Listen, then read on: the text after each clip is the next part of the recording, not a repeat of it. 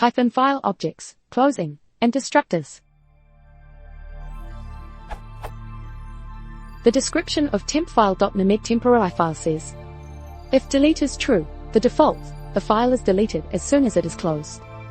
In some circumstances, this means that the file is not deleted after the Python interpreter ends. For example, when running the following test under py.test, the temporary file remains.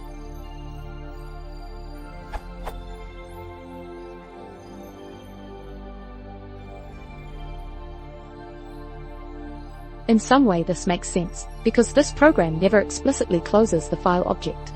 The only other way for the object to get closed would presumably be in the _del_ destructor, but here the language references states that it is not guaranteed that _del_ methods are called for objects that still exist when the interpreter exits. So everything is consistent with the documentation so far. However, I'm confused about the implications of this. If it is not guaranteed that file objects are closed on interpreter exit, can it possibly happen that some data that was successfully written to a buffered file object is lost even though the program exits gracefully, because it was still in the file object's buffer, and the file object never got closed? Somehow that seems very unlikely and unpythonic to me, and the open documentation doesn't contain any such warnings either. So I, tentatively, conclude that file objects are, after all, guaranteed to be closed.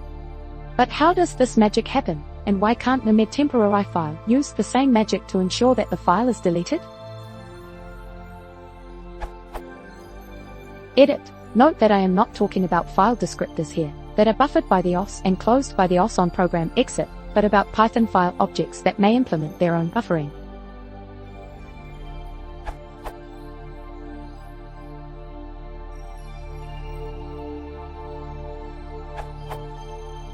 On Windows, nemedtemporary file uses a Windows-specific extension, os.o_temporary, to ensure that the file is deleted when it is closed. This probably also works if the process is killed in any way. However, there is no obvious equivalent on POSIX, most likely because on POSIX you can simply delete files that are still in use. It only deletes the name, and the file's content is only removed after it is closed, in any way. But indeed, assuming that we want the file name to persist until the file is closed, like with nemedtemporary file, then we need magic. We cannot use the same magic as for flushing buffered files. What occurs there is that the C library handles it. In Python 2, the files are file objects in C, and the C guarantees that they are flushed on normal program exit, but not if the process is killed. In the case of Python 3, there is custom C code to achieve the same effect. But it's specific to this use case, not anything directly reusable. That's why nemedtemporary file uses a custom _del_. And indeed, _del_ are not guaranteed to be called when the interpreter exits. We can prove it with a global cycle of references that also references a nemedtemporary file instance, or running Pypy instead of Python. As a side note, nemedtemporary file could be implemented a bit more robustly, for example by registering itself with a texit to ensure that the file name is removed then. But you can call it yourself too. If your process doesn't use an unbounded number of nemedtemporary files, it's simply a texit.register my_named_temporary_file.close.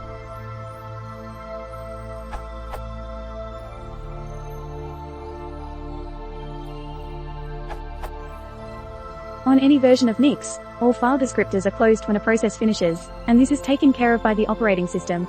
Windows is likely exactly the same in this respect. Without digging in the source code, I can't say with 100% authority what actually happens, but likely what happens is, if delete is false, unlink, or a function similar to it on other operating systems, is called. This means that the file will automatically be deleted when the process exits and there are no more open file descriptors. While the process is running, the file will still remain around. If delete is true, likely the C function remove is used. This will forcibly delete the file before the process exits.